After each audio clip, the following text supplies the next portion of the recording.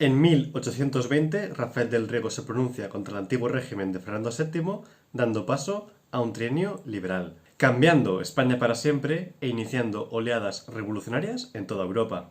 Soy Andy y estudio historia. Quédate hasta el final del vídeo porque esto no te lo cuentan en cualquier lado.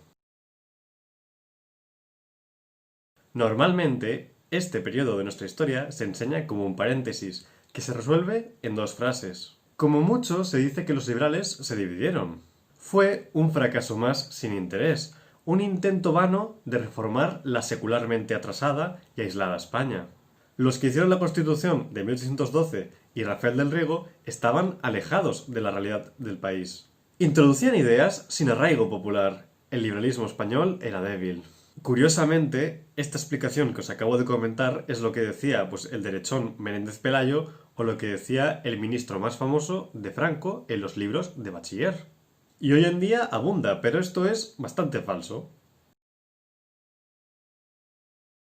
El trienio liberal es importante en primer lugar porque demuestra que el país en 1820 estaba preparado para el régimen proyectado en Cádiz. Si Fernando VII pudo tumbar la Constitución fue porque en toda Europa hubo restauración absolutista. Y es que la Pepa, además, tenía sufragio universal masculino, que eso es algo que en 1820 no tenían ni los blancos norteamericanos. En la España de 1820 no había un liberalismo raquítico ni una sociedad pasiva.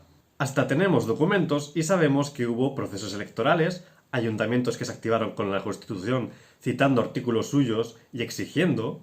En prácticamente todas las parroquias se repartieron constituciones, se hicieron juras, se recitaron poesías patrióticas, se debatían periódicos en público, se alzaban banderas como la rojigualda, se movilizaban milicias patrióticas, etc. Y esto no fue solo en Madrid, sino que llegó a todos los rincones, desde Cedofeita, una villa gallega de 100 almas, hasta la selva peruana, porque además fue una revolución intercontinental. No hay muchos casos así. En segundo lugar, para entender que el país estaba preparado, hay que volver a explicar el carlismo, porque no es como nos lo han contado que aparece 10 años después por un problema sucesorio. Como reflejó el historiador Josep Fontana, esto es falso. El carlismo ya estaba en el trienio liberal mucho antes de que Fernando VII tuviese un problema para tener hijos. Lo que pasa es que en el trienio, a pesar de que el ejército estaba arruinado, el carlismo era muy débil y pudo ser controlado. Incluso el propio Fernando VII intentó dar un golpe de estado y nada. Pero ¿quién se acuerda, por ejemplo, de la regencia de Urgel?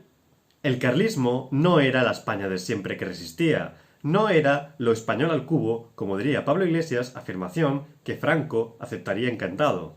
El carlismo fue un fenómeno moderno y con homólogos en toda Europa. Otra cosa es que no nos lo recuerden. El tema es que los carlistas en 1820 no eran capaces de lanzar dos guerras. Su fuerza posterior tiene que ver con el coste de la derrota del trienio liberal, que no vino de manos de españoles, vino de manos de una alianza europea.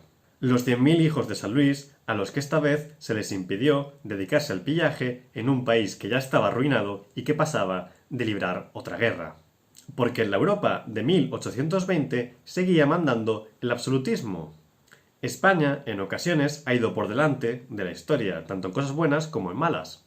La derrota del trienio significó que cuando los liberales llegaron al poder 15 años después, los carlistas estaban crecidos, porque habían crecido gracias al paraguas de la década ominosa de Fernando VII. Además de que la derrota de los liberales generó frustraciones que tienen costes, por no hablar de que el liberalismo de 1830 y pico era todavía menos democrático que el anterior. A pesar de todo esto, la Revolución de Riego abrió el país a un siglo liberal, que no es una cosa menor. Otros países tan avanzados como Alemania o Austria no tuvieron un siglo liberal. Una España carlista fue posible. Que las libertades no caen del cielo en la historia. En Cádiz no se limitaron a copiar la Revolución Francesa y trataron de conciliar la disolución del antiguo régimen con un orden de libertades burgués. Remover los privilegios sin acabar con la propiedad. Democracia sin revolución social, ni terror, ni dictadura.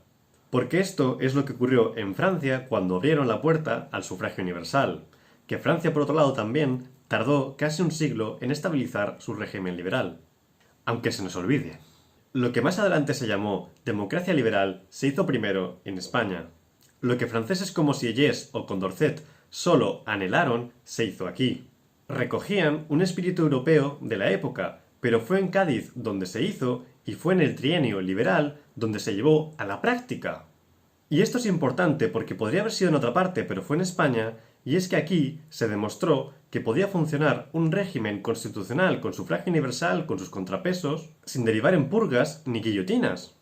Esto es importante con respecto a la Revolución Americana, porque aunque hoy no nos demos cuenta, de aquellas todo el mundo tenía claro que no era lo mismo hacer esto en Europa que en América, donde había tierras ricas por conquistar, indios que deportar y expropiar y africanos por esclavizar. Además de que en Europa había restos de feudalismo que en América del Norte no. Después del trienio de la Revolución de Riego, a los absolutistas de toda Europa se le quedaron cortos los argumentos. Y este espíritu fue a conciencia. Riego lo resumió en frases como: conozco el precio de la libertad, pero no olvido el de la sangre humana. O nunca seré el Cromwell de mi patria. Como escribió Unamuno, Riego dio un golpe mortal al absolutismo e influyó en el devenir de Europa. El trienio fue vanguardia de un liberalismo que se extendió. Si no hubiese sido por él, a lo mejor los demás países europeos habrían seguido una línea mucho más a la inglesa de la Constitución no escrita, y más distante con respecto a los principios constitucionales de Virginia, siguiendo la línea del historiador del derecho Horst Dippel, quien recuerda que la Constitución de Cádiz fue la más reverenciada en la Europa de la primera mitad del siglo XIX. Os voy a dar un par de referencias europeas para que me creáis. Desde Austria, para el estratega de la restauración absolutista, el canciller von Metternich, la Revolución Española era peor que la francesa, porque la francesa había sido local y la española era europea. Desde Francia, el gran filósofo liberal Benjamin Constant, a pesar de ser anglófilo, alabó a la Revolución Española en público, así como en su comentario a Filangieri. Dufoix de Prat, político, diplomático y otrora capellán del mismísimo Napoleón, dedicó al menos 2 libros a la Revolución Española. Declaraba que en España se había resuelto el problema europeo de establecer un gobierno representativo y anunciaba que la Revolución Española de ambos hemisferios se extendería por todas partes, por Europa, Asia y África incluso. Para de Prat, la Revolución Americana, la inglesa, la francesa o el propio Napoleón eran meros eslabones, porque para él la Revolución de la España es el más importante acontecimiento de la humanidad. Es decir, que de Prat pronosticó que la Revolución de Riego, de una forma o de otra, extendería el modelo liberal por Europa y por el mundo. Desde Gran Bretaña, tanto la Revolución Española como su Constitución se debatieron extensamente tanto en el Parlamento como en la prensa. Para el filósofo del momento, el mítico utilitario Jeremy Bentham, aunque tenía sus críticas, exhortaba a los europeos a tener como modelo España y no su Gran Bretaña.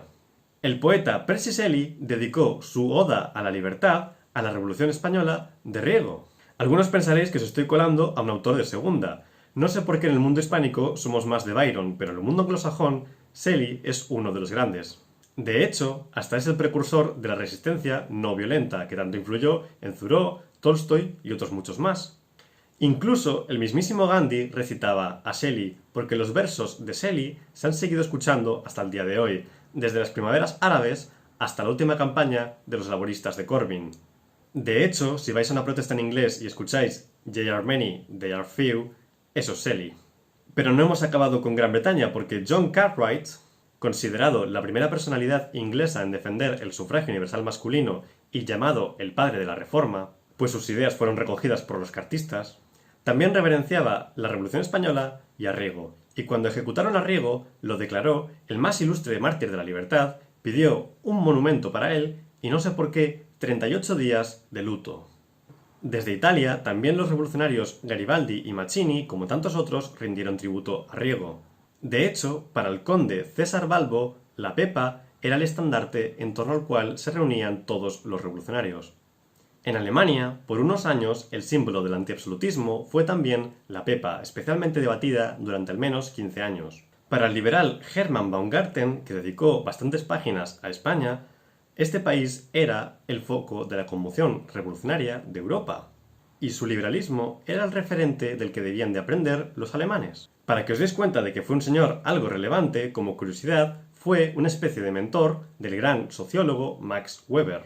Para que veáis lo impresionante que fue Riego en su época, su ejemplo llegó hasta los decembristas rusos. De hecho, tenemos constancia de que el retrato de Riego llegó a estar en librerías moscovitas. Y al parecer, a los rusos hasta les llegó el himno del Riego cantado antes del fonógrafo en la Rusia de 1820. Hace unos meses se cumplieron 200 años del pronunciamiento de Riego. A ver si va siendo hora de que revaloricemos a Riego y el trienio liberal y les pongamos en el lugar que les corresponde, porque las instituciones no han dicho ni pío. Espero que os haya gustado, compartid si queréis más vídeos, gracias y hasta la próxima.